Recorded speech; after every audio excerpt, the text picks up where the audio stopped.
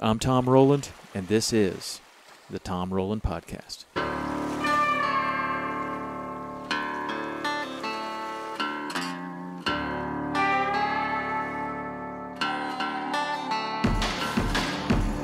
Hey, everybody. Welcome to the podcast today.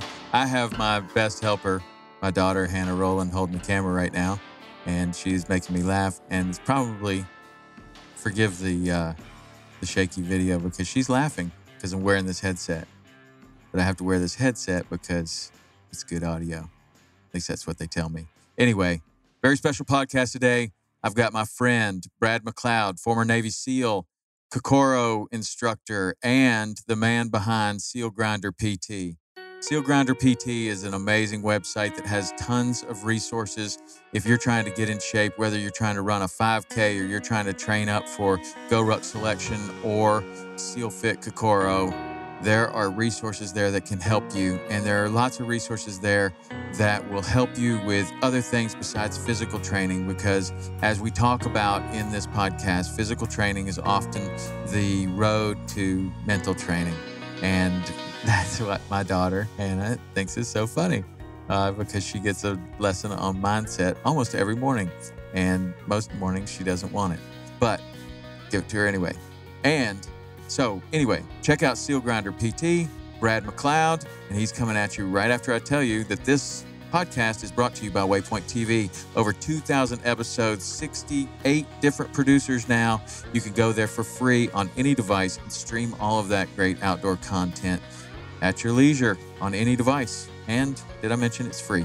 So check out Waypoint TV. Now, SealgrinderPT, Brad McLeod, coming at you. Thanks. All right, sitting here with Brad McLeod. Brad McLeod, how are you today? I'm sweaty as hell. Just finished workout here at the house and got my butt kicked. But yeah, it was good, man. That's it's definitely awesome. good. Well, yeah. It's good to have you here. I wanted to have you come here and share this workout because I don't know. I guess it was back in 2012, maybe 2013 was probably the first time I hooked up with you in preparation for Kokoro, SEAL Fit Kokoro, and you helped me greatly to get ready for that. Then you were one of the instructors in SEAL Fit Kokoro for me. Right.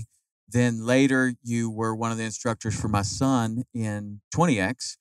And then even later than that, I got your services again to get me ready for Go Ruck Selection. Right. And well, this is where it's all gone down. Man, it's impressive, man. This is the most impressive home gym all this, the rig outside is crazy. It's amazing. This, I tell you how this happens. It doesn't happen all at once. It happens very slowly and incrementally over time. And a lot of people have seen this or come here and worked out and just think that I dropped, there's probably, I don't know how much all this would cost. I have seriously no idea, but I mean like 50, 60 grand to get this kind of a deal going. But the way that this all works is I've got a group of people that come in the morning, and maybe once or twice a year, everybody kicks in $100. And that does it. We buy a couple of 45s. We buy, that's what it is. It's a co-op, and it's free for everybody. We don't charge anything. And like you've always urged in all of your stuff that you're doing is you get that real positive group of people around you that are going to lift you up. And that's been exactly what this has done. But a lot of people don't know much about you. I mean, certainly you have your audience. You run SealgrinderPT. Right. So I'd love for you to kind of give us the background on how you got to where you are. And, you're a former Navy SEAL.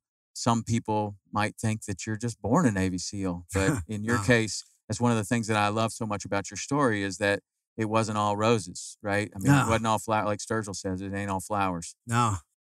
Yeah, man, it was a hard road. I think, for anybody to go out and try out for any type of an elite group or, whatever it is, D1 college football or whatever, you're going to have to go through a lot of obstacles. And I mean, I was just kind of like the underdog. I was the, I've always been a little bit on the short side, not too big, always got kicked around, kind of beat up, pushed around.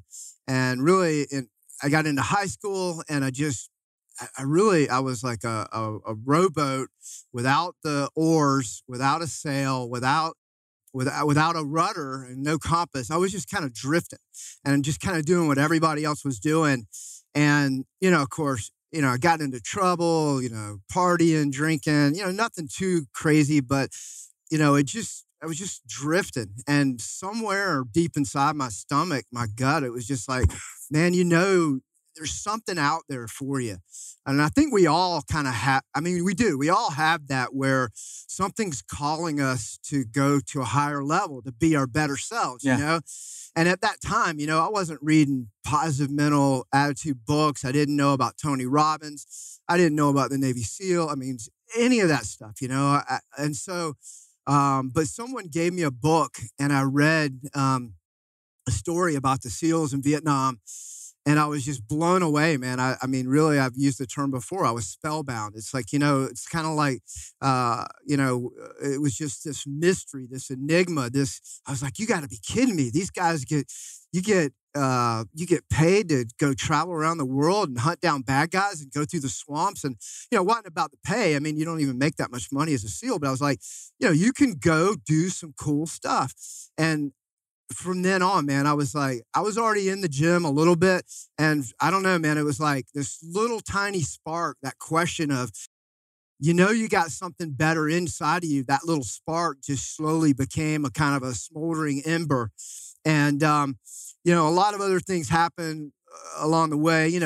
I had, friends or family or other people that would just say, you're not going to make it. And they had no reason to believe I would. What's, this little scrawny guy, wasn't a letterman. I didn't do sports in school. I was a C- student at best. What did I ever do to show, I might as well have been the farm boy from Kansas that was pitching hay and saying, I'm going to go out to Hollywood and be a star. And everybody out in the small town of Kansas is like, oh, yeah, right, buddy. Mm-hmm. You got a long road to hoe. And I did, man. I had a long road to hoe. But really, I was just sick and tired of drifting. What do they say? Sick and tired of being sick and tired. Right. And I knew there was another option. And so when I signed up for the Navy SEALs, I didn't have a contract back in the day. They didn't give you a contract. You went and tried out during boot camp. So if you didn't pass the test, then you weren't going to SEAL training. You would stay on in the Navy for 4 years and do your gig. So there was a big incentive to get in there and kick ass. And did the recruiter tell you this stair-step process? That's the way it was. You're all in, man. You had to sign, then go in the Navy, then sign up for SEAL. You didn't get a SEAL contract. And how does it work today? What's the difference today? Today, now, essentially, you get a SEAL contract. You pre-qualify. And you get a SEAL contract, and you actually go to a special boot camp in Great Lakes. I don't know all the exact minuscule steps, but essentially, you're on a path with other potential Navy SEAL BUDS trainees to go to BUDS after Great Lakes. And so, if you fail out, then you go to the fleet. But so that initial test was there in boot camp. It was like kind of like do or die, man. There were only 2 of us out of probably 20 that passed it. But I knew, man, I was like, I get in that pool, brother. It's on. I'm going to give it, everything. It's like the NFL combines. Like, you better get it on right now because you ain't getting another chance. This is it. What they see is what's going to put you forward. And so kind of cut the chase, though, I went to BUDS and it was freaking hard, man. I remember thinking to myself, I was like, man, this is way harder than I thought. And I don't know what I was thinking, but this is still harder, But I made it through Hell Week. I made it through every run. I made it through. So let me just, for a lot of people that might not be familiar with this world, you're going to sign up and you're going to BUDS, Basic Underwater Demolition School, which is the precursor to being a Navy SEAL, right? And then within that, the final exam, so to speak, is the Hell Week. In terms of, it is not necessarily a final exam, but it is the big, huge exam. And I think it was like on the 6th week, you got like 2 weeks of kind of pre-BUDS, and then you get into it. And on your 4th week, that's where you go all day, all night. I think I maybe had 2 hours sleep the whole week. They just run you, swim you, put you in the surf, and they're looking who's going to quit, who doesn't want it. So a lot of people, when they hear about Navy SEALs and Hell Week and stuff like that, there is a thought out there that the training is 1 week. And it's not at all. It's a 8 week program, right? It's 6 months. Six months. months. 6 months, yes. Then, once you finish BUD/S, you don't just become a SEAL and they kind of try it on you. Then you go on, you have another 6 months. And if any one little thing goes wrong, you don't get your trident. And so, but within that first 6 months, I went all the way through Hell Week. I was into dive phase, second phase, and I passed all my swims, all my runs, everything. The only time I had like a mark against me was I failed treading water of all things. With you have a scuba tank on your back and you have fins, and you have to keep your hands, your fingers above water and tread water for 5 minutes. And it sounds not too bad, but it's pretty tough. It's pretty hard to keep your mouth and nose above water and tread for 5 minutes. Yeah. And actually I went under and, I had a flag on it. And but I came back. I passed it. The next week, I take a math test. It's a physics test. Mm-hmm. Fail the damn thing. And the math test is for dive tables or? Dive tables, physics, all that. And, no excuses, but it's not like a normal test where you sit down and you're taking a test and the air conditioner, the rooms, it's nice. And I'm taking a test and I'm like, I've just been in the surf. So my body's wet. I would take the test and I put the test up against the wall and roll my sleeves down so the water wouldn't drip on my test. And I'd take the test on the wall there, So you're under some level of stress, even when you're taking something as simple as a dive test. I failed the dive test. They gave me another shot, failed it. And boom, by that afternoon, I was getting my orders to go and I was going to the fleet. And so in the real world, a good example of that would be like if you were playing, you were in the Atlanta Braves, and you were on the team and you're playing and you're training and doing all of that. And then you had a series of strikeouts or whatever, and you get sent back down to the farm league or whatever. But except in this case, I got to go up into the stands and sell peanuts and sell beer to other people and watch the Atlanta Braves. Because here's the story is I got put on a ship. Believe it or not, there was a SEAL team on my ship. And so I'm sitting there now in my dungarees, Navy guy, chipping paint, swabbing the decks, and looking over, and there's a SEAL team, platoon. They're all out there doing flutter kicks and pumping weights and push-ups and all that. So I got to watch a real SEAL platoon on my own ship that I was on. Brother, you want to talk about fire in the belly. I'd go down there in the bottom of that ship, and I would blow it up, push up every conceivable body weight workout I could do until I was just drenched with sweat. And it was actually, as bad as it sounds, having a SEAL team on there, it was actually really good because that was like, they talk about fire and embers and spark. That's like piling up cords of wood and giving me 5-gallon drums of, things of gasoline. I was just like, it's like right there, man. It's this piece of juicy steak that like, I want to be, that's who I want to be. I don't want to chip paint. I don't want to swab decks. I want to be on a freaking SEAL platoon deployed. And so that really got me going. But it really, at a huge level, it was all about me getting the shit kicked out of me and getting knocked down and having to get back up. Because then it was kind of like then, once you failed and got sent down to the fleet, it was kind of like, all right, what you going to do now, boy? Are you going to get up or are you just going to stay down there on your knees? And it was hard, man. I mean, I went through the whole thing. Oh, woe is me. Oh, the instructors, they had it out for me. Trying to blame other people. No, it's all on me. 100,000%. Yeah. I broke out. I got a math book at the PX. I got my workouts dialed in. I was studying math at night, all that. And I put myself back on a path towards success. And I went back through the next time.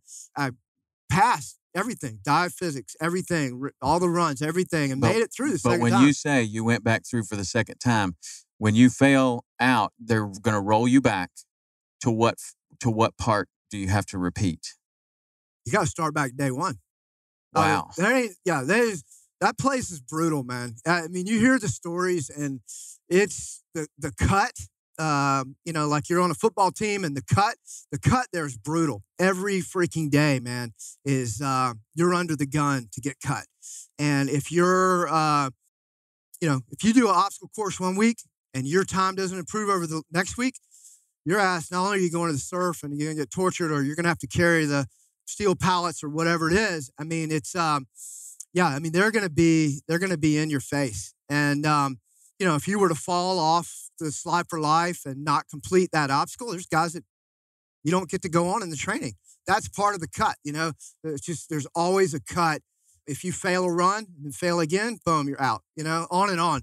Guys quitting right and left. Injuries and guys just getting sick is a huge part of it. Your body's so broken down.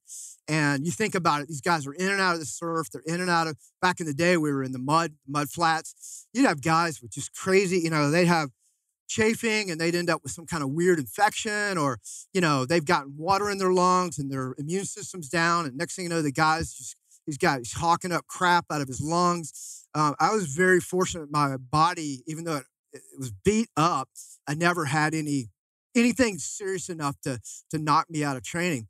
But you'll see guys cover it up and just try to soldier on, and not, they don't want to go to the med shed and say, oh, my, such and such hurts or whatever. They're like, if they go to the med shed, they're just give me a couple extra Motrin and I'm going to keep going.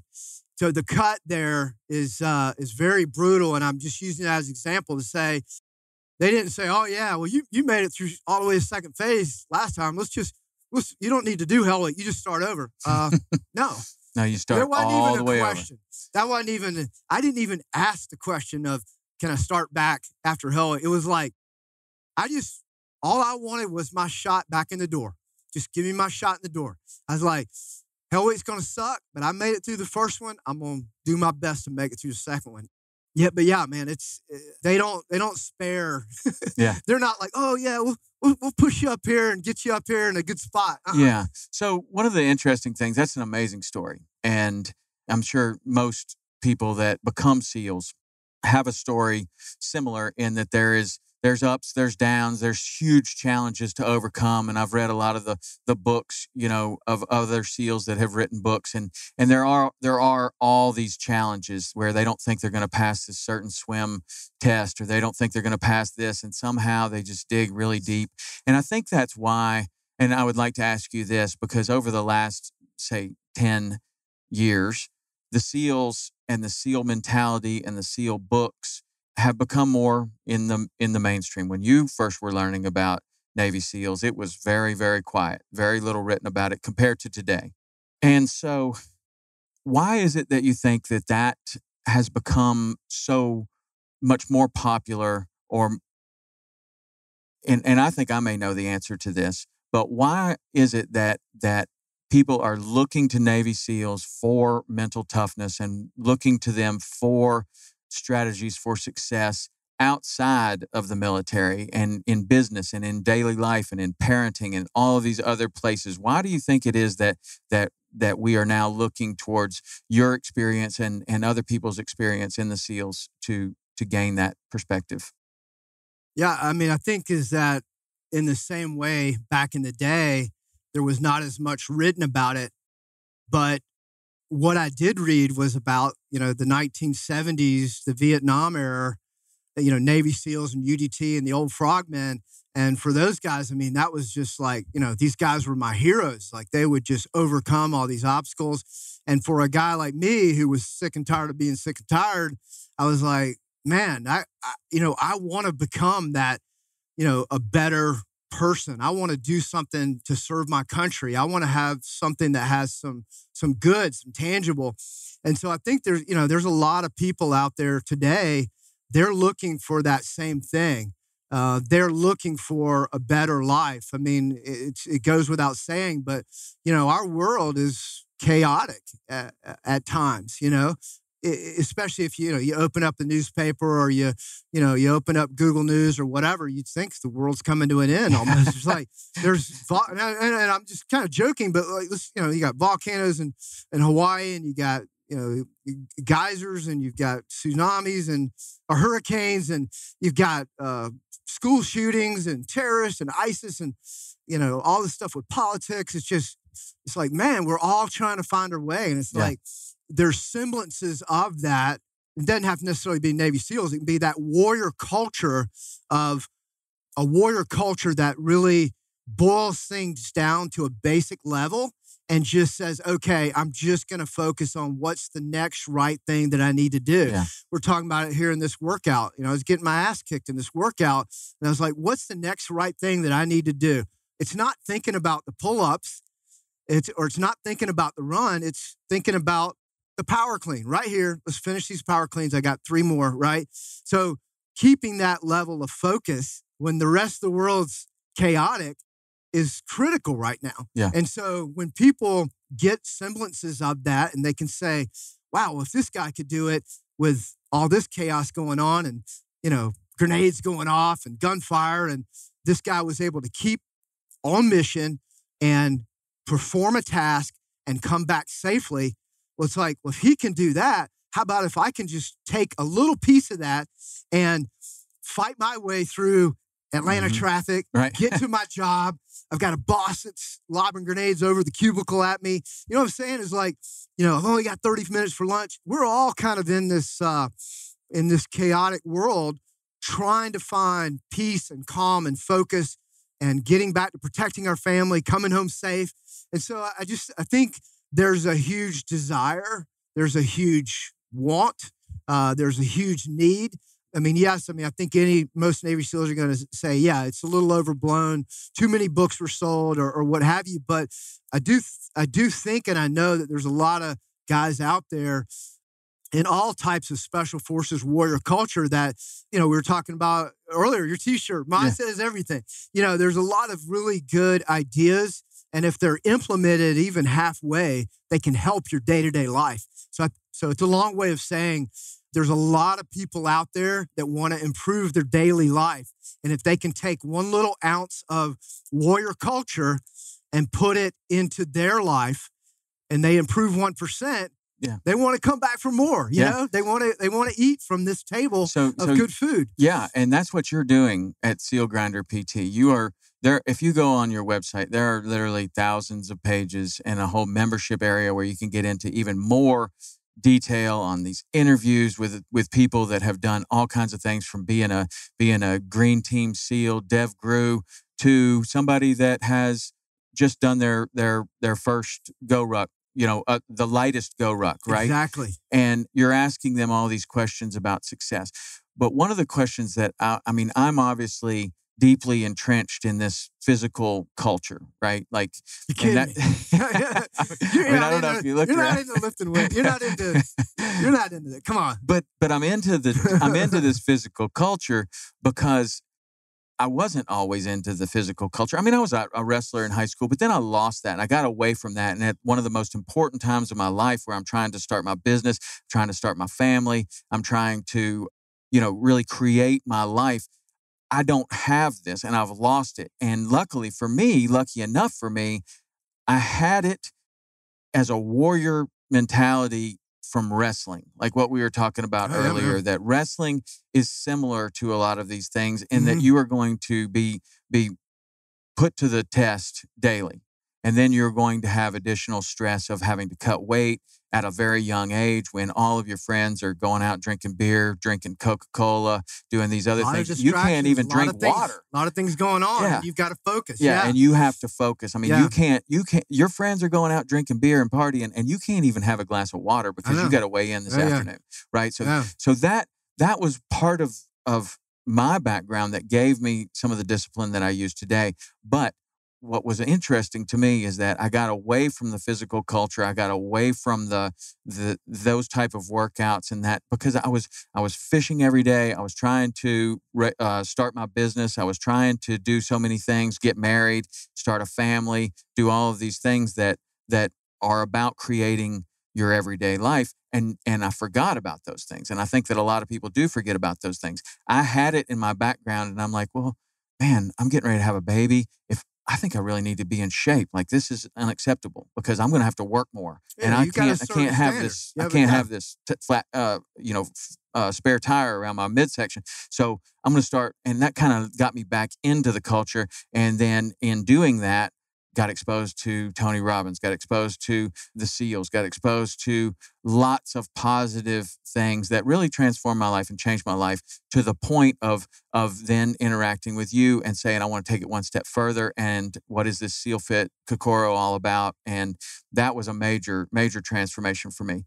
What I wanted to ask you, and that's a long way to get to this question, but it is obvious, and it became even more obvious when working with you and then going to SEAL Fit, that when you break someone down physically, you can mold them mentally in a way, or you can allow them to experience being broken down, having that ego broken down, having everything around them broken down, and realizing, I am broken, but I can do 20 times more than what I thought I can. And that was what was so profound for me in the SEAL Fit Kokoro camp, which is a 50-hour camp that you go to, and active duty Navy SEALs, as well as former Navy SEALs like yourself, are there teaching. And you get broken down completely and then rebuilt. And Mark Devine told us, and you told us in the very beginning, you think it's hard now, but wait. And then a little bit later, we realized that, wow, I am doing better now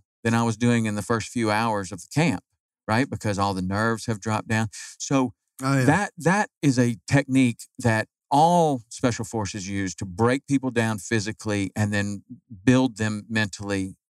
But that's not for everyone, I find. Yeah. That not everybody has this garage. Not everybody has the people around them that allow for that. So in your teaching with all kinds of people, you're seeing that too, that maybe a 5K is a Kokoro for somebody else. Maybe a 5K is buds for somebody else. Do you feel like it is completely necessary to bring the physical into this training, into training your mind and becoming more mentally tough? I mean, you want to have your body at a certain level where you can be ready for anything at any time. That's kind of the way I look at it. Is, I want to be able to, if my family's in need or whatever, I want to be strong enough to be able to answer the call. And so that's probably just the baseline, is that I want to be able to train to protect my family, even protect my community. Hey, I live in Florida. There's hurricanes. Yeah. Limbs start going down in our neighborhood or whatever, our power's going to be out. If the wind blows more than 25, 30 miles an hour, we're going to have limbs down. You better be able to tote a chainsaw. You better be able to lift up logs. You better be able to push something. And that's just in our local community there. So, there's a certain level of physical preparedness that I think all men and women should have to protect their families. It definitely can be used as a vehicle, though, to open up the mind. We, it's cliche to say it, but I think we only know a fraction of what our minds are capable of. But I mean, just even with myself, we were talking earlier about a bike ride. I'm getting ready to go here tomorrow morning and go on jump in on a big, long bike race or what have you. And that physical, being able to turn those pedals and all that, that's great. You get out in nature. But what that also does, though, is that it actually, over time, begins to calm the mind, because I'm not looking at my phone. I'm not listening to the news and them talking about, earthquakes and terrorists and all that. And so I use that physical to get me into a space then where I can calm my mind, and then my mind begins to open up in terms of, I can be creative. I can think of good ideas. I can think of, hey, today's a great day. As weird as it sounds coming from a Navy SEAL, but I'll stop on a hike intentionally, take pictures of flowers, of trees, whatever that is, and enjoy the process. There's so many of us. We're out there. Maybe you go on a hike, but you're in a hurry really quick to get it done, and you're looking at your watch, and you're doing, then you get back and you're looking at your phone and all that. And so myself, I've really tried over the years to slow everything down in a good way, to be able to go out on a hike, go out on a bike ride, and allow my mind to calm down. So then I can work on deep breathing. I can, subliminally say, easy day, or today is a great day, or I'm so grateful, and the more times you do that over days and weeks and months, you don't even think twice about it when you go like in this workout here. I'm so conditioned to thinking. You can think with the monkey mind, oh, this workout sucks, I'm uncomfortable, whatever. But you intentionally just start flipping it and go, no, enjoy. Put a smile on your face. Enjoy the process. And so that mindset, you can switch it in a physical realm. You can switch that mindset, move away from the monkey mind and keep putting you in that positive realm. And then the workout's over and you're finished. Yeah. You know what I'm saying? Yeah. And instead of the other way, the monkey mind just beating you down. And then you end up with the workout. You don't even finish strong. You're laying out in the driveway. You know what I'm saying? And so you have that ability always in your mind. It's as easy as a switch. Sometimes that switch is a little rusty. Sometimes it's got gunk on it, but you can lever that switch to, it's all on you. We talked about that before about, I could blame the Navy. I could blame whoever, for my failings on that test. Yeah. No, it's all on me. That made me a better person by turning myself around. That's what I find so much about being physical and training physically every single day is what you just said is such a great example of that. Switch might be rusty or it might have a bunch of gunk on it. And I just feel like as we train in this way, whether that's long runs or long bikes or this CrossFit style or SealFit style workout, as we continue to train in this way, you're flipping switches all the time. I mean, first you're flipping a switch when you look at the board and go, oh, I don't like those movements. That's terrible. Oh, handstand walk. I can't do that. Right. You flip it. First of all, there's no such word as can't, right? Like, and then that switch starts to get a little bit looser and a little bit looser. And then this switch over here starts to get a little bit looser to where it's easily transferable and it translates easily into everyday life to where we're going to be late for a big meeting. The whole deal's going to go bad. Oh, I'll lose this sponsorship. It's going to be bad. You can go that route or you can flip it. And hey, how about we do the call on the phone because I'm stuck in traffic and who knows, maybe it'll be better.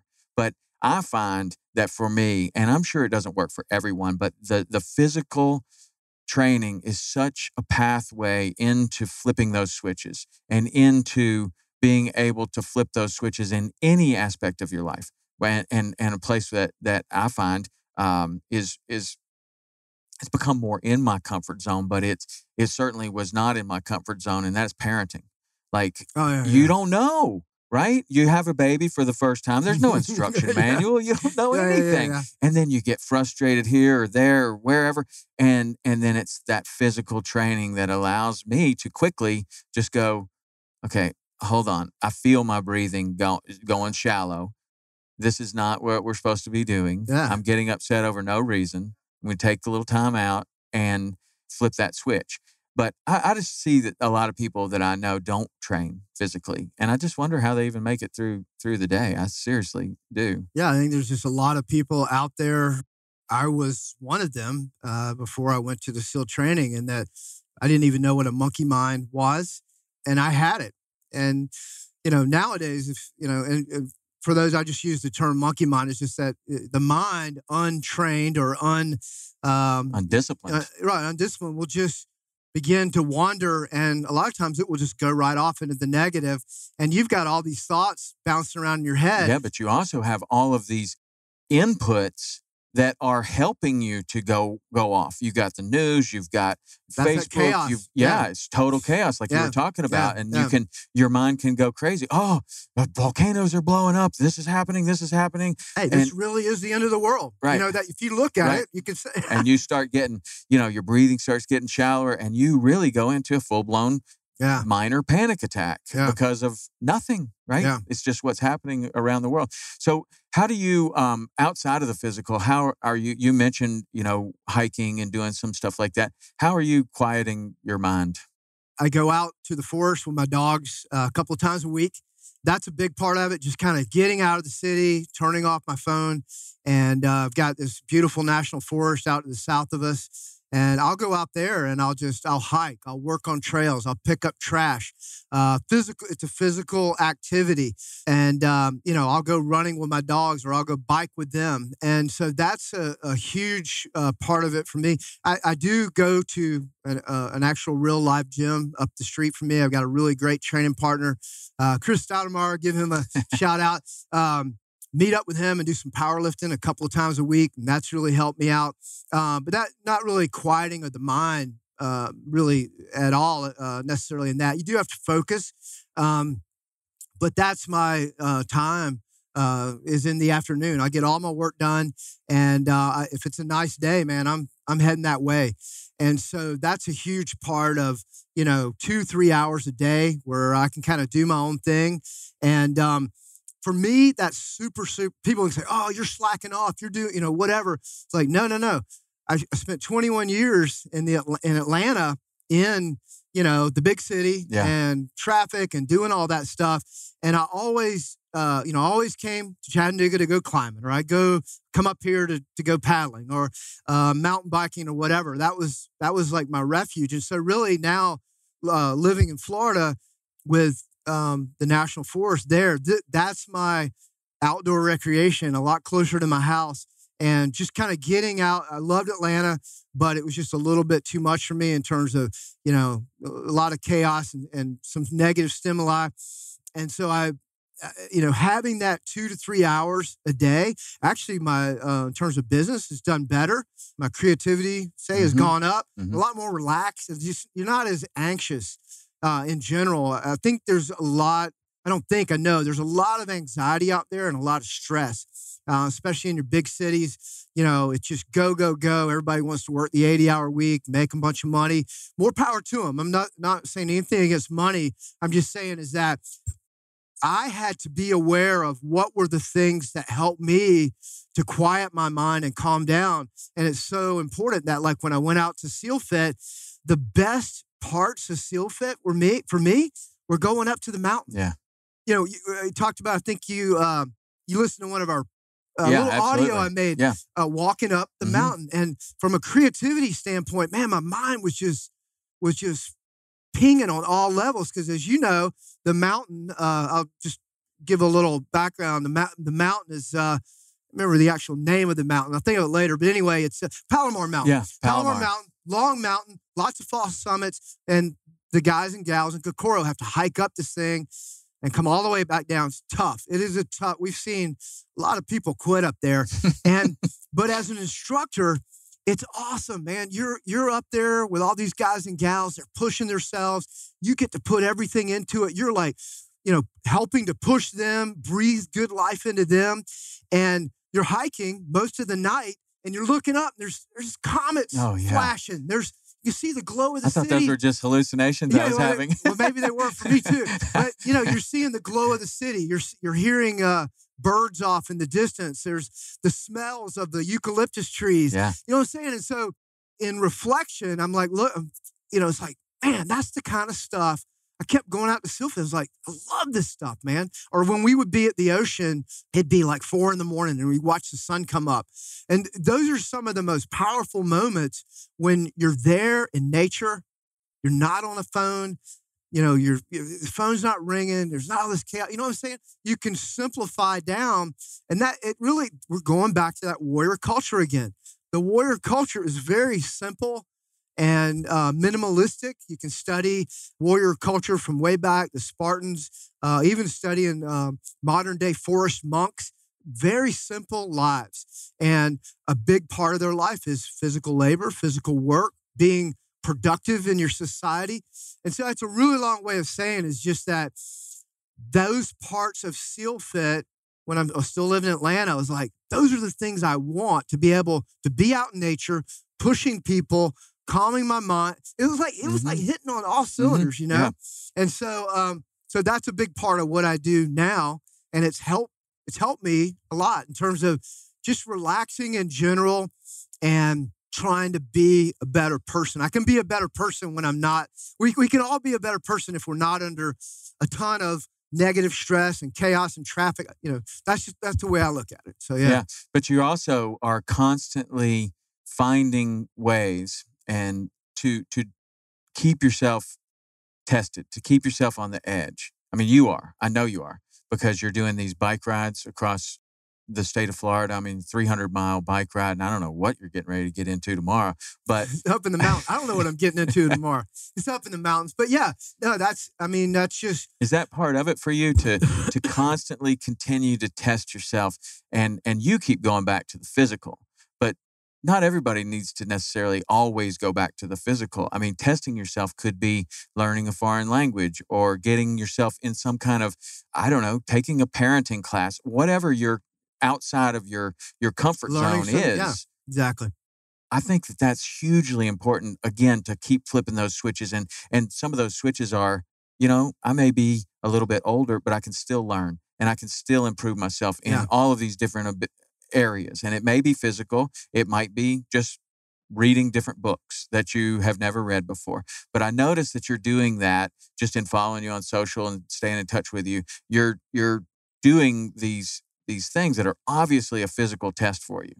And so you're doing those, why? To keep yourself on the edge, or to keep testing yourself, or what are you doing? Yeah, no, I think I like the edge at a certain level. I'm not necessarily like an adrenaline junkie, like doing base jumping or anything like that. And more power to people that do that. But one good thing that I found with the bike is that I can go out there and I can raise money for other charities. Navy SEAL Foundation.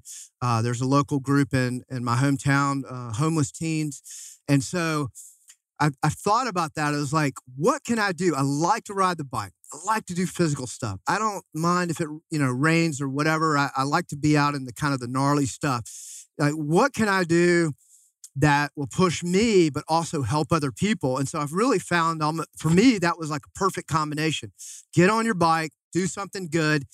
And, I found out it's like, you can't quit a bike race through the mountains if you're raising money for Navy SEAL Foundation. And there's veterans out there that are, they're missing part of their body, or they've been blown up, or, something awful's happened.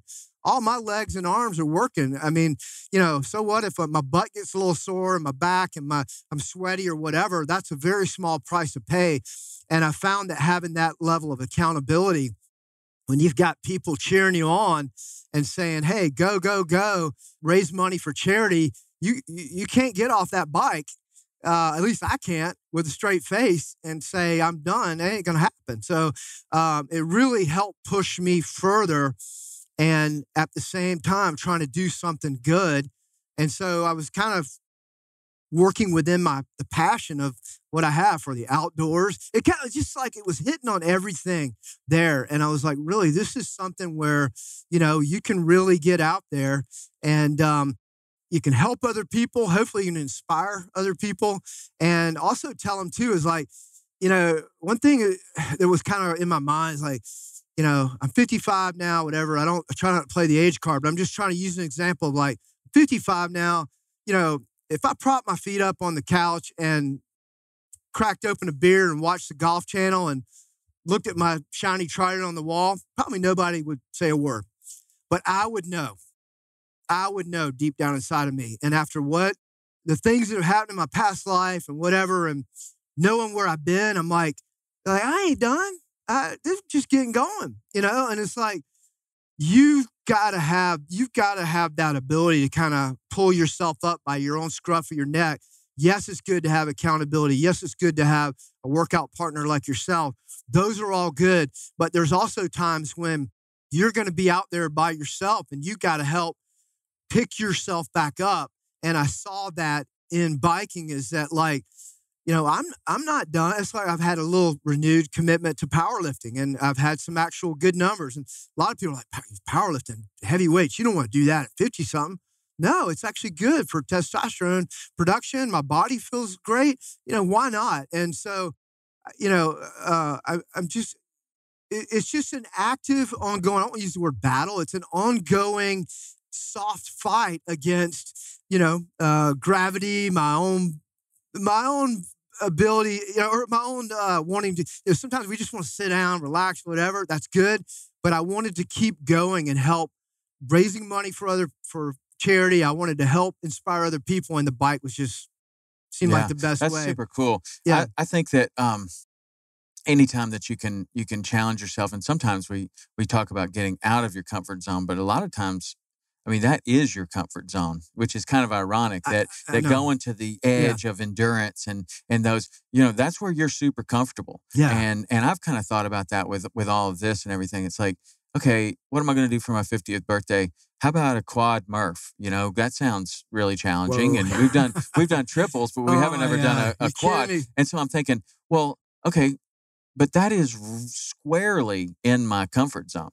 Like, if I'm going to really challenge myself, I mean, yes, that's certainly a great challenge, but that is squarely within my comfort zone. Now it's going to the edge of the comfort zone, but it's not. I don't know. And so I start thinking, what if I traveled in a foreign country with my wife and we didn't understand the language, and how much out of my comfort zone would that be? And not to a place that, Switzerland or something that's going to be just overwhelmingly beautiful. Every direction that you look, you're just blown away. That's, again, in my comfort zone. I love mountains. That would be awesome. But just kind of thinking about, wow, getting out of the comfort zone would be doing something that, I don't know. I don't know how to sail. What if we took a sailboat and I sailed somewhere? Like, that would be learning. But that gets back to one of the tenets that you have, and it's true through everything I've ever read of your stuff, and that is improve 1% a day. So talk about that a little bit, about what does that mean to improve yourself 1% a day? Yeah, I mean, I think a big part of it is understanding what your weaknesses are. And so, really that whole concept, you just take it all the way back to when I was on the ship.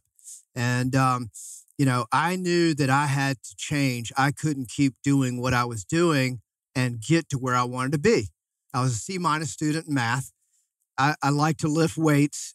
But so I knew that I had, I didn't necessarily have a problem with the bodyweight workouts at SEAL training, but I knew I had to improve and be better when I came back around the next time. So I actually had dropped the weights for a while, completely changed up my body weight workouts to be more like that of Bud's.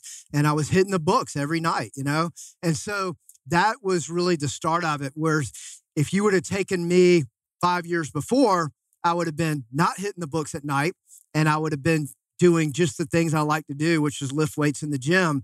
And so I had to change. Ever since then, it's always been, what's a good book I can read before I go to bed, or good nutrition. What's something, good that I can eat and put into my body. And the more times I did that, I mean, no duh, then my life started improving, in terms of like, whether it's, in the physical realm of, 5K run time comes down, or even in the business world of, I've owned and operated a business in the past, and, things went better when I read more books at night about a subject that I'm trying to learn about. So it's really just kind of becoming a lifelong student. I wanted to definitely not be the old, angry, grumpy dude that kind of knew everything and was kind of like, I knew what I didn't want to be. I knew.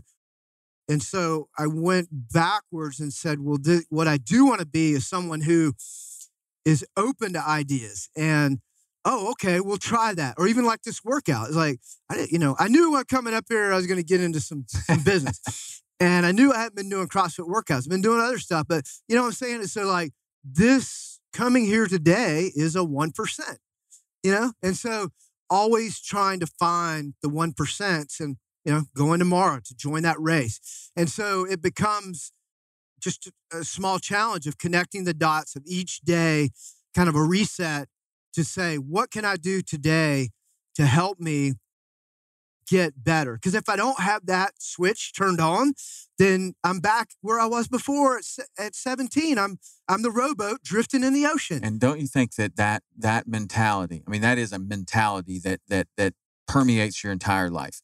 Don't you think that is applicable to any field, anything, any person, of growing 1% a day towards success? Yeah, I mean, I could say it doesn't matter what what you're doing. You could be a pro golfer, or you could be, working in a cubicle trying to, work on a new software or whatever it is. I mean, it just, as long as you're exploring your craft and you're trying to expand, I mean, anywhere in life, the other people are, you may not think they're noticing, but they notice, when you, on your lunch break, instead of, going down to the vending machine or whatever and sitting in the cafeteria, you actually went on a run. People see that.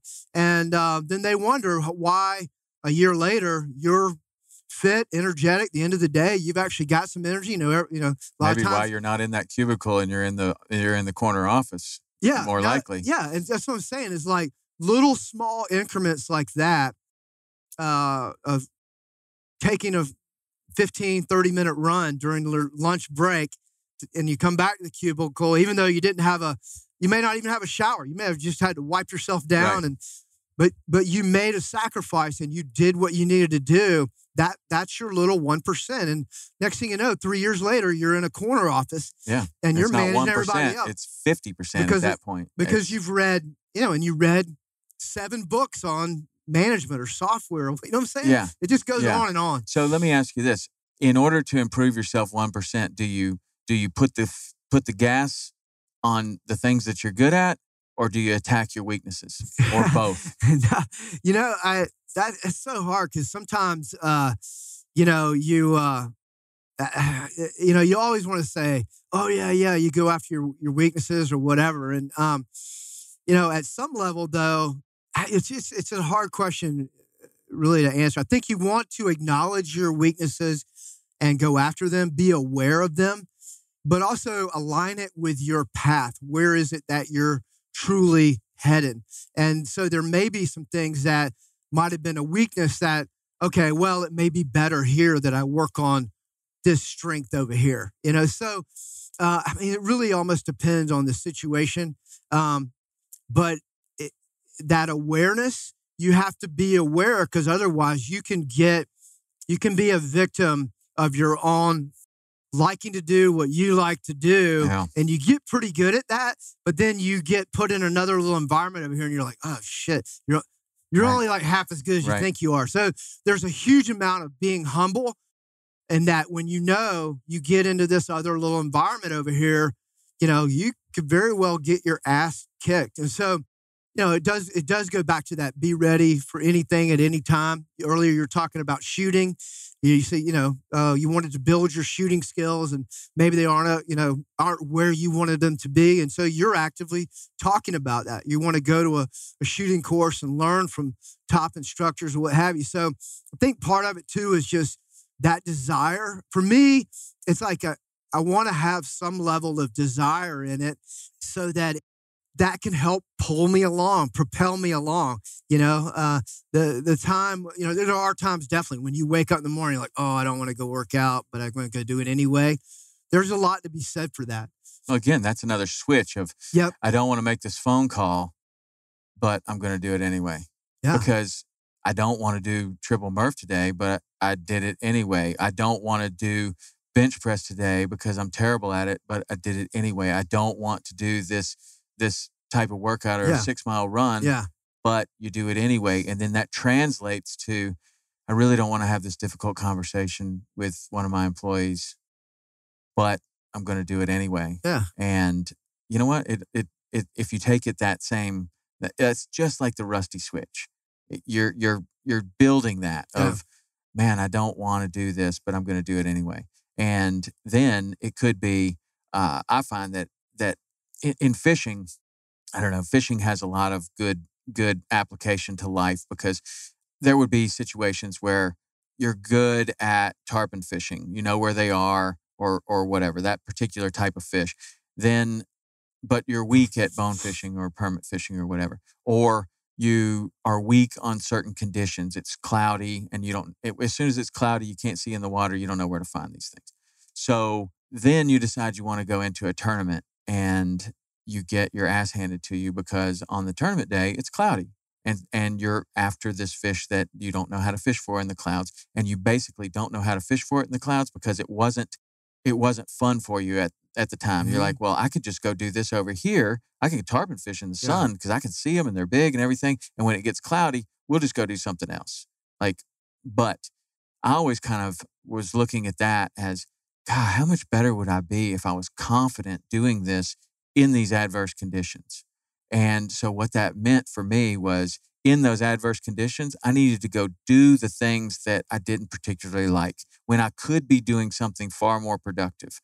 And then eventually, if you keep doing those things that you're not good at under those conditions that you don't really prefer, that all of a sudden becomes a strength. And you've taken something that was a weakness and you've turned it into one of your greatest strengths. And that's been an underlying theme of a lot of the stuff that I've talked about on this podcast with a lot of the different guests, is how weakness has become strength. And I was going to ask you, how do you think your life would be different if you had passed that math test the first time? Man, I don't know if I've ever really thought about that. But you know what? If I had $1 million, if they said you give you $1 million and you could have failed out of buds and gone to the fleet and all that, my life has been tremendously better because of that. I mean, it just, going through that struggle meant everything. At the time, it didn't seem like it. Right. At the time, it's the worst ever. Oh my God. And so, no, I honestly tell you, I mean, if someone said you could go back in time, I wouldn't say I want to pass that math test. That made me what I am. That made everything. Later on in life, I got put into some bad situations, even like the recession, it's like the sky was falling, in the recession. And, I won't go into any details or whatever. And I survived it or whatever. A lot of us did and some of us didn't. But, I could have thrown in the towel then and just said, whatever. And I think that would have probably happened here's the thing, if I would have failed out of buds and didn't go back, my life would be a wreck. It would be a complete, utter train wreck because I wouldn't have had that resolve. And I just know later on in life, curveballs got thrown or whatever. And it was like, and I'm never going to say, I'm Superman, I stand up, blah, blah, blah, whatever. I'm not. I got freaking knocked down. And I figured out a way to get back up. And it wasn't pretty. It was ugly. And I've made a lot of mistakes. I had a lot of issues or whatever, but I found a way to win in the end, and I didn't quit.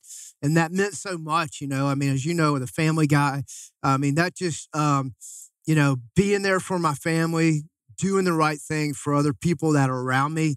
Like I say, I made my share of mistakes, but at the same time, I'd be a completely different person.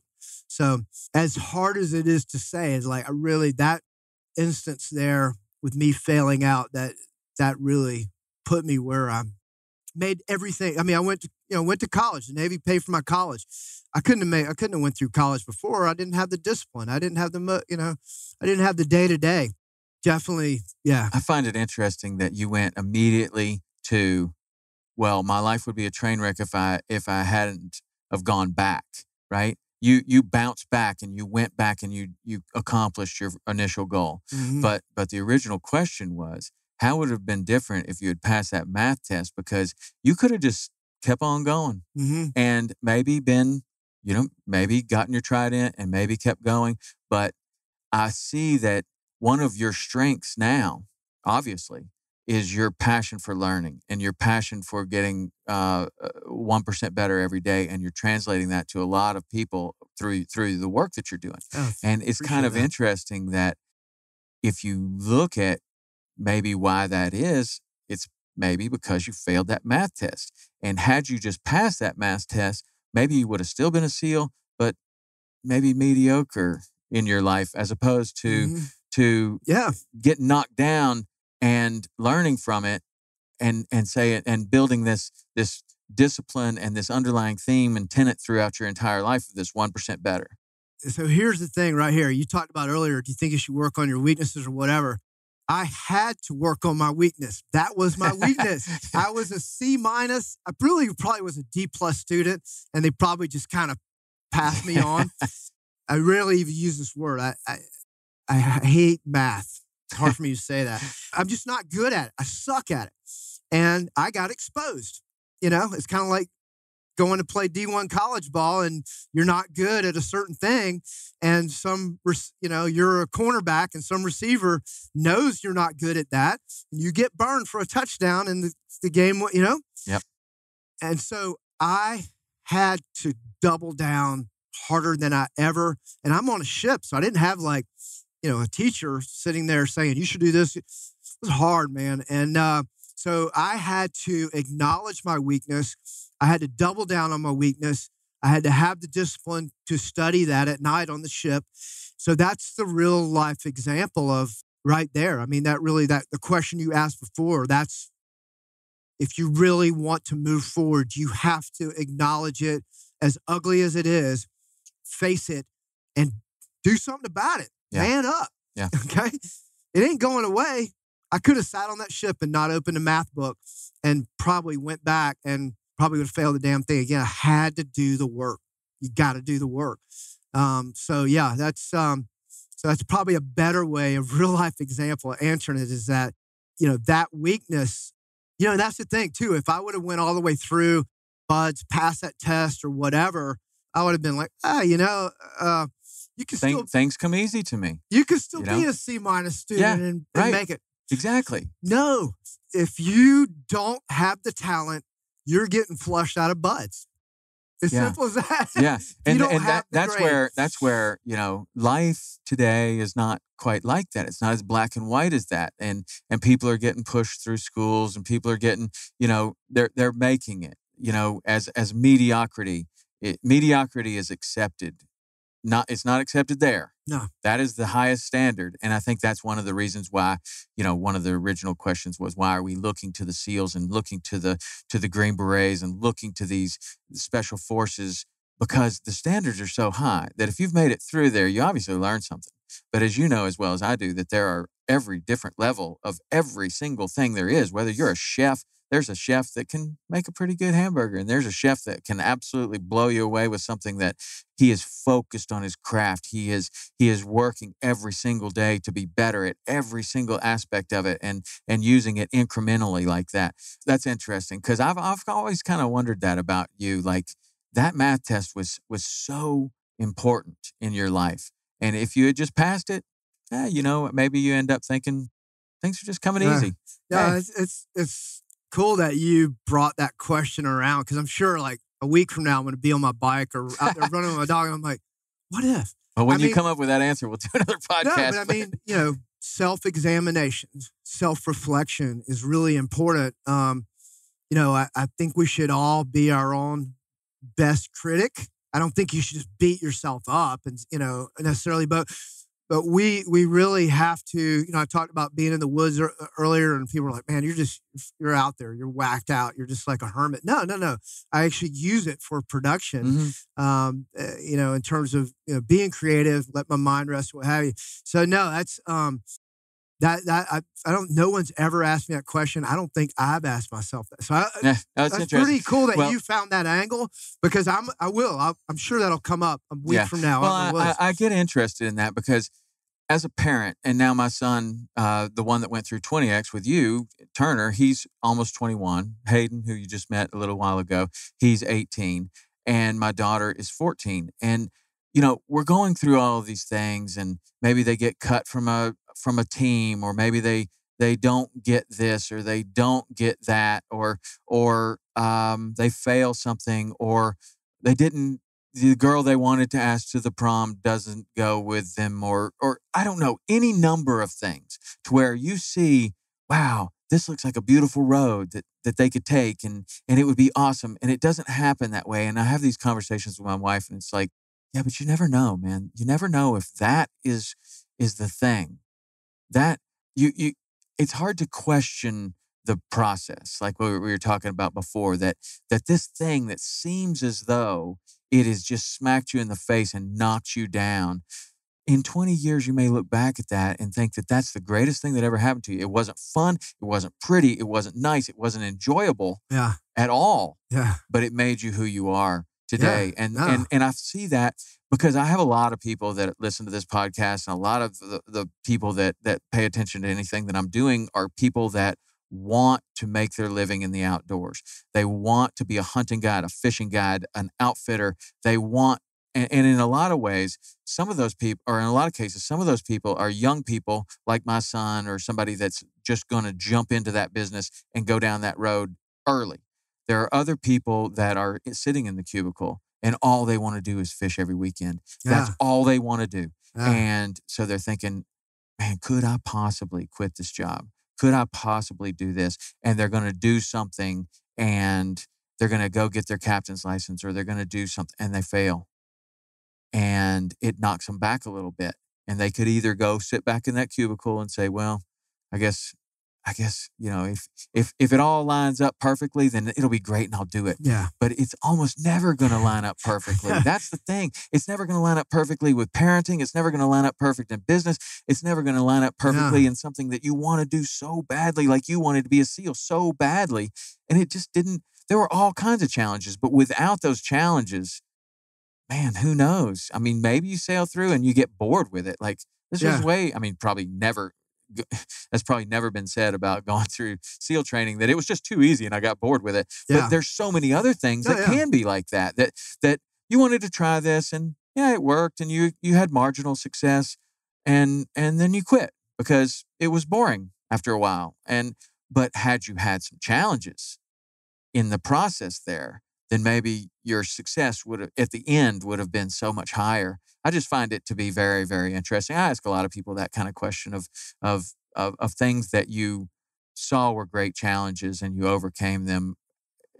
Are you happy about that or not? Or would you go back and take that away? And like, I don't think you'd take that math test away. I mean, that's obviously been a huge thing for you. I mean, it just, like I say, man, it made me have to work way harder and it made me have to self-examine myself and say, look, I do have flaws, chinks in my armor. Yeah. I've got issues. I got to get them straightened out. Right. But I think the translation is that was in SEAL training, which has ultra high standards. But the translation is that's everyday life, man. That is every day, everybody, the regular person doing anything is going to have challenges and fail badly. Oh yeah. Yeah. And then that's really it. If I were to be asked what is the secret to success, that's what it is not being afraid to get out there and try things that you may not be good at or that are outside of your comfort zone. And then when you do fail, and you're inevitably going to fail because you're not good at them, right? You're not good at these things and you're trying them anyway and you're going to fail. It is how you react to that failure that determines your success 25 years down the road. You going to lay down or are you going to claw your way back up? That's right. It may be ugly getting back up, but it's going to be ugly. As long as you get one knee under you and wobble and get back up, and that, like even in fighting, I like to watch MMA, UFC and all that. And when you can see a guy come, the guy's on the ropes and he's getting demolished or what have you. And the fight's almost over and he finds a way to get back up. And even if he finishes the fight and loses, at least he got up. And I think, people applaud that. They want that. They want to see somebody struggle and make it through because, like you say, they're having that in their own day-to-day life, Right. So they can relate. They can relate to that fighter. And then there's the whole concept of just don't quit. And that's where the SEALs, the Rangers, the Green Berets, and so many special forces that I'm not even aware of, probably, it's just so easy to quit. It's so easy to quit in Kokoro. There's millions of chances to quit. The instructors are actually encouraging you to quit.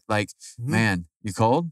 Because there's some hot coffee and donuts right over there. And you're probably hungry too, right? I know. And they're doing all kinds of things to make it even easier to quit and easier to quit. And you overcome that. And that is easily transferable and translates to everyday life of working out, of doing business, of being a parent, of so many other things. Just that don't quit mentality. What do you tell somebody?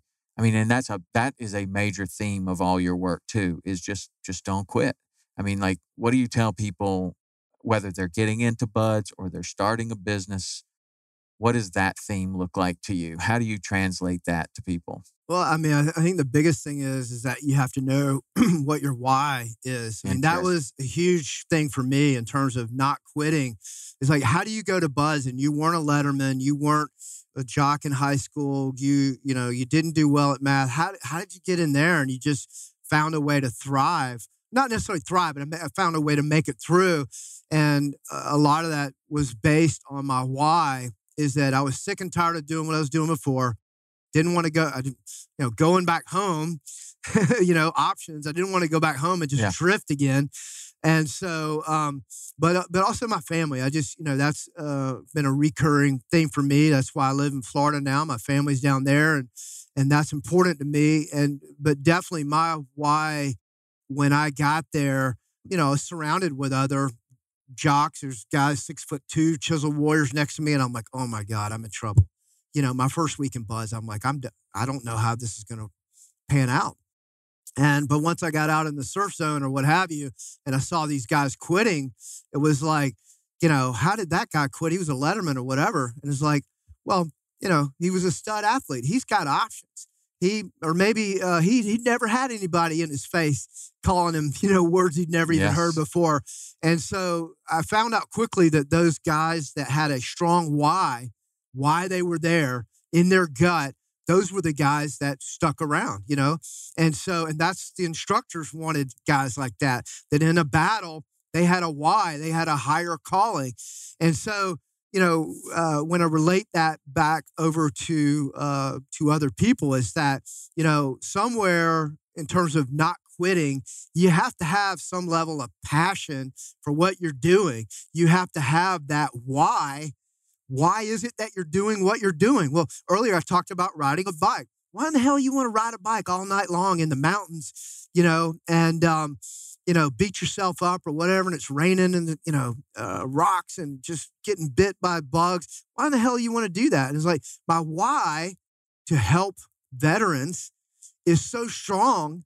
This is like a small thing, right? And so the why really galvanizes. It puts it all into an alignment. Like I could not, the pain that I would face if I went home a quitter, I couldn't go home a quitter. I'd rather die than be a quitter, because it's so important to me for my family, for my dad to say, I'm proud of you, And I think really my dad would say, I'm proud of you either way. My dad would support me. But for my dad to say he's proud of me for finishing Buds, I mean, I almost kind of get emotional about it right now. Just think about that.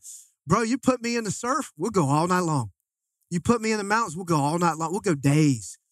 And let's do it. Let's go, because my why is so strong.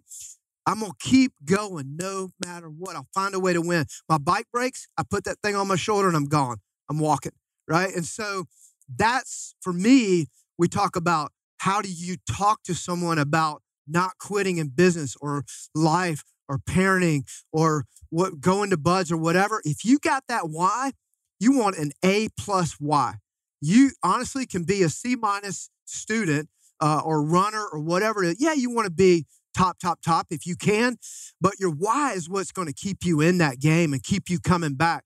My why was so strong, they put my ass on that ship. I had SEALs over here doing flutter kicks near me, antagonizing me, and that was just fuel. I couldn't wait to get off that ship, and it's like, because my why, all I want to do is go home, and my dad say he's proud of me for what I did and not being an effing quitter. For me, that's the most repulsive, to quit within something that you're passionate about. For me, that's like a foreign language, man. I can't even go there.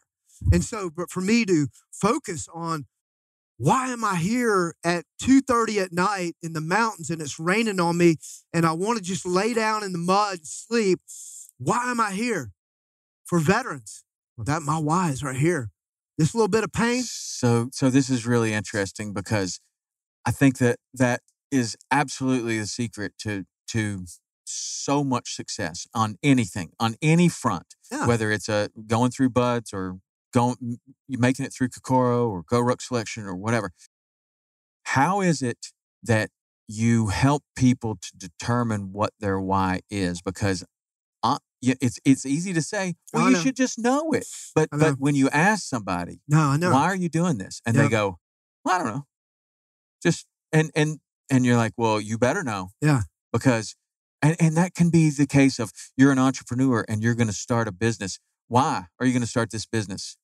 I don't know. I mean, looks cool. Or, that's the recipe for failure. Yeah. So how do you help people to determine that why? Because once you find that why, that's the most important piece of the puzzle.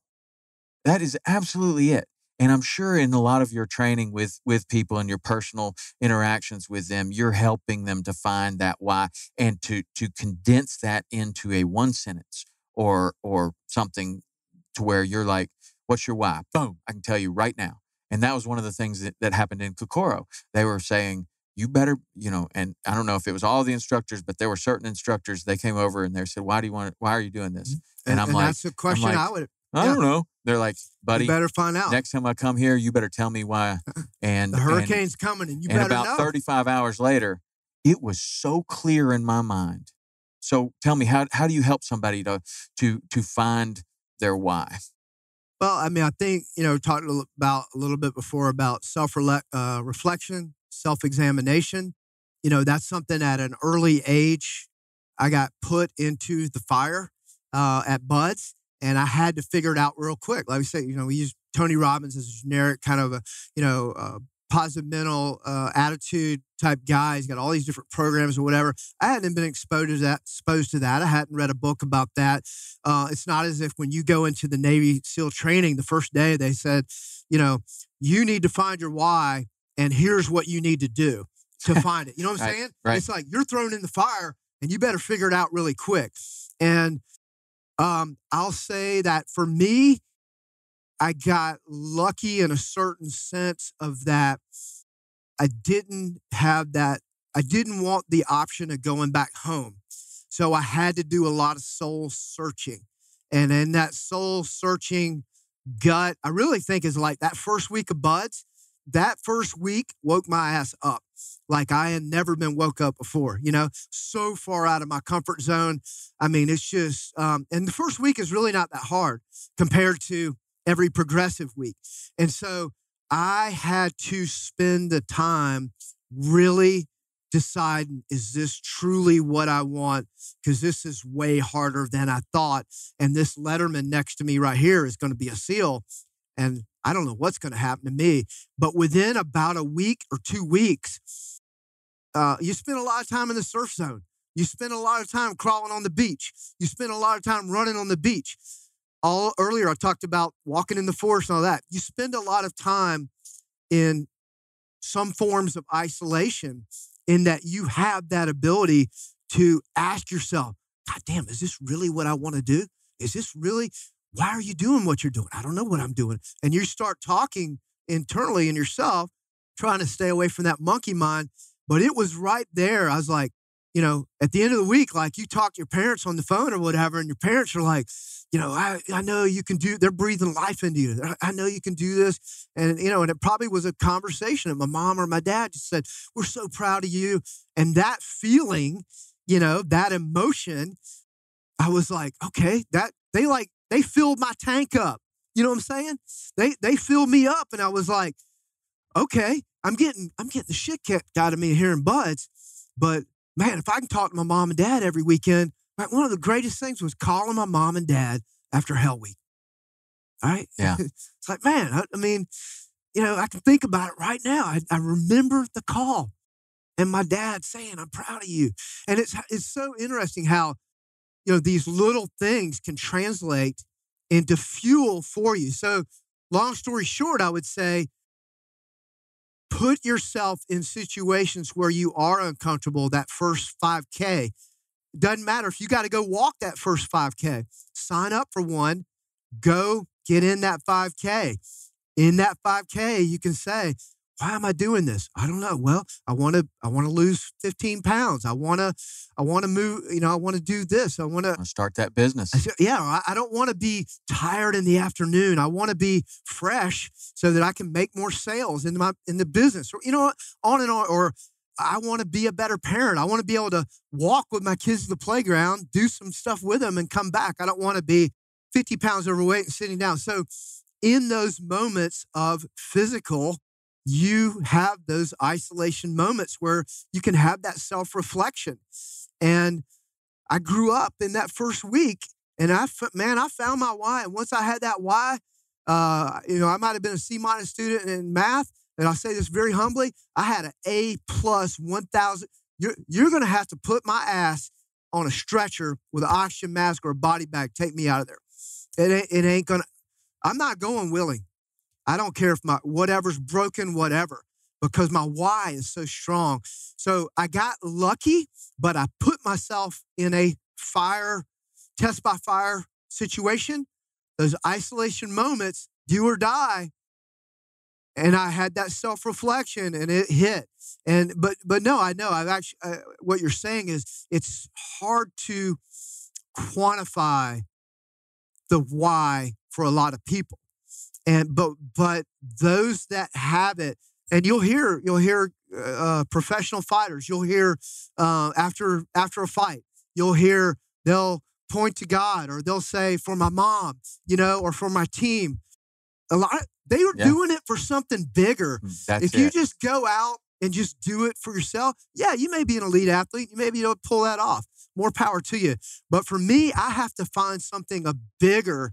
Like my family's bigger than me. The Navy SEAL Foundation veterans, it's bigger than me. It's a bigger cause. And when I attach myself to that, it puts me in a whole different realm of, like I say, man, it's on. Yeah. We go to the mountains. If I got something, I'm going to punch it out for charity. But see that excitement and that enthusiasm and that passion that just came out when you're talking about that, that's what you have to have if you're going to be a fishing guide or going to be a hunting guide. You're going to have to take them out on a stretcher with oxygen because, man, you might fail here, but you're not going to fail repeatedly over time. You're going to make this dream happen, right? And I find that for me, the physical training is a big, big part of it. And I'll have just moments of clear thinking after a workout or even during a workout. And I find that if I can write those down, like just a little tiny piece of the why that I'm starting a business or that I'm doing this or I'm taking this chance or that, I want to do this for my kids or whatever, just taking those little tiny pieces and those little tiny moments of clarity and writing them down. And then eventually it starts to become clearer and clearer and clearer and clearer that this is what I'm doing. And that is a strong why, right? Yeah. Yeah. So, I mean, the why may not just pop into your mind immediately. Your why can change over time. My why earlier was my family and I wanted my dad to be proud, my parents to be proud of me. And I wanted to serve my country. My uncle served and my great aunt and on and on. That was a big part there too. Having that passion to pull you through and having that bigger cause is so important. But touching back on what you just said, I think is so important is that the workout, you might have even used the term when we were working out, it can kind of blow out the cobwebs. And so right after you work out, I've done this before with audios. It's like right after workout, it's a great time to do we did a little video over here because you're thinking you're at a higher level. You're at a higher level. The blood's flowing. It's, cleaning out everything and your mind's sharp and it's alert. You've been focusing. You had to focus on those pull-ups as hard as they were. I wanted to finish the drill. And so right then, I talked about it earlier, that creativity, that's where it's really helped me in business is that I go out for 2 hours with the dogs and hike and no phone or whatever. And I come out of that, I feel so much better and I have those moments of creativity. Then maybe I'll do 15 minutes of work and check on things or whatever. And I know that you can be more productive when you do something like earlier talked about running for 30 minutes during your 1 hour lunch break. That can help elevate you so that you actually feel better that afternoon. So instead of sitting there in the cubicle at 3 o'clock and you're like, checking Facebook. You still feel, you're still 3 hours after that lunch, and plus you've put yourself in that position where it's like, I did something today to improve myself. I can't slack off now. Right. I can't go eat a honey bun and guzzle down a bomb blast or drink. I was saying is like, then you want to go eat a good meal. And so you kind of continue that trend.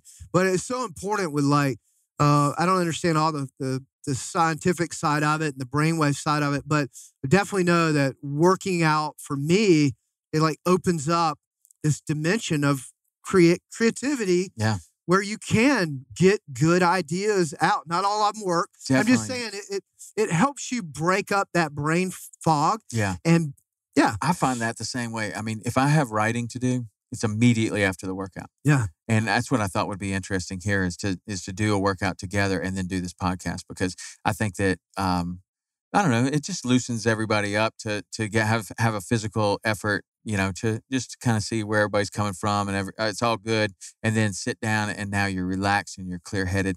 It completely works for me. I find as I age, I'm going to be 50 this August. All right, man. Look good for 50. Hey, that's old. I hate his age, but hey, it's good, man. I know. You can be 50 and be in shape. I know. I feel like I'm getting better. I feel like I'm getting better. I mean, in the CrossFit workouts, you maintain all the times and all the records, and there's really easy things where you can look at. You know where you're at year to year on Cindy or and there's whatever really workout. super, like we used to do it on these boards, and then there's a beyond the whiteboard or whatever that you put it on and you schedule all your workouts, and then it's really easy. You just put it in there and put it in the scores, and then over time you see this this progression on the graph that you're doing better, or the times are coming down or whatever. But I mean, I'm doing better physically than I ever have. But I find that the training is less for physical gains and more for mental. And I need it more for creativity, more for stress release, more for a clear head than I do for getting another 10 pounds on my power clean or something like that. I don't know. It just seems like that has become more important, as has become more important the meditation or some form of, I don't necessarily meditate. I try but I'm apparently not very good at it, because even as I go into calming the mind, I can calm the mind, but then I do things like wondering what I might eat for dinner or, something like that. But I came across that Wim Hof breathing about 4 years ago. And that has been, without a doubt, the greatest form of meditation, mind quieting that I can do. And I do that breathing, and everything is empty. Yeah. I mean, it is amazing for me. And other people can do that with meditation or with yoga or with many other things. I found all of those to be somewhat effective for me, but the breathing had profound effects. And there's rarely a day that I start without, 3 or 4 rounds of 30 to 40 breaths and then finish it up with push-ups. And apparently you found a system that works for you. Yeah, that's great, man. And that calming of the mind, it works great, the best for me in the morning, because then I set my day. And then there's also something I wanted to tell you. One of the greatest pieces that I came out of from your training was something that stuck with me to this day. And that is, when you sweep your feet out of bed and you put one on the ground, you say thank, and the next one hits the ground, it says you. Thank you. Thank you. All the way into brushing your teeth in the morning. And then, and you just set yourself in that place of gratitude, in that place. And then comes the drinking some water, and then comes the breathing after that. And then comes the workout. Morning ritual, so important. Do you have, what's your morning ritual? Well, basically what you just said there is that I try to get up early. My wife's going to laugh if she sees this right now, because she gets up way earlier than I do. But yeah, no, it's like 6:45. I go I'll go to the gym, what have you. But when I get out of bed, I learned this a couple years ago. I don't even know. I think it might have been Coach Mark Devine might have told me, but that, or alluded to it where I could use it. I didn't know, really have thought about this but yeah, feet get out of the bed, and it's, thank you. You're setting your intention right for the day. I'm so thankful that I'm allowed to stand up on my own 2 feet, and that I can breathe, and that I can move and begin my day. I'm so incredibly thankful for that. And so starting that morning ritual off, paying attention, being mindful of that morning ritual, just has been so important in my life in terms of trying to, keep me calm and relaxed and being more productive. Staying away from stress or what have you. But yeah, it'll be that, I'll go in and get my coffee mug, put it under the refrigerator. I'll get some good, clean, filtered water. I'll drink a good cup of water first. Your body's somewhat dehydrated. I don't need to put coffee in there when your body's a little dehydrated from the night. And then from there, I'll have a good stiff cup of coffee, and I'll, not really a plug, but I do use the Bubs, collagen protein. I use that, and so I'll throw some of that in there, and then I'll go back and either, I'll sit down and I'll have some, deep breathing or just a moment at a time. I don't jump on my phone and go to email or anything like that. So I'll sit down for a few minutes, or I may even go sit. My wife's already up and she's working, and I'll talk with her. I'll sit at the table there, and then I'm on to the gym, and I'll meet up with a buddy of mine. We do some powerlifting and what have you. But he's got something looking for it. But yeah, so that's setting your intention early on in the day or the morning. And as weird as this sounds too, coming from a Navy SEAL, is that sometimes I'll come back from the gym. I live near the lake. I live on the lake. And so when I'm coming back, I'll just go down to the lake here and take a look out. Sometimes there's fishermen there, and I'll take a picture or whatever. And I'll just, as weird as it sounds, I'll post up on Facebook. Today will be a good day. I don't do it. I do it once a month or something like that. And that set the intention of that. Yeah, today will be a good day. And, I found myself, and that a lot of that came from SEAL Fit training, Coach Mark Devine, a mentor of mine, is that I had found myself back 10 years ago in Atlanta. Sometimes I'd be driving to work in the morning, and I'm like, I'm white knuckling the steering wheel here. And I'm like, I'm listening to the traffic report. There's an 18-wheeler, it's flipped over and it's on fire in Atlanta traffic. And I've got a cup of coffee and I'm screeching, and I've got a cup of coffee spilled in my lap, and I'm trying to munch on a granola bar. So what I'm saying is, like, my morning ritual before SEAL Fit and all that was I didn't have intent to have a great day. I didn't have a sense of gratitude. I mean, I'm not going to say I was ungrateful, but I just became more aware of using that as a way to set the table for the day. So it's hard to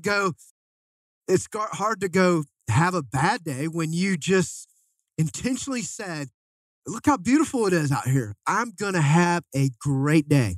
When you put yourself in that mindset, even when you encounter a stress over here, somebody's flipping you off or swerving in front of you in traffic or whatever, you're in a lot better frame of mind to, hey, it's no problem, whatever.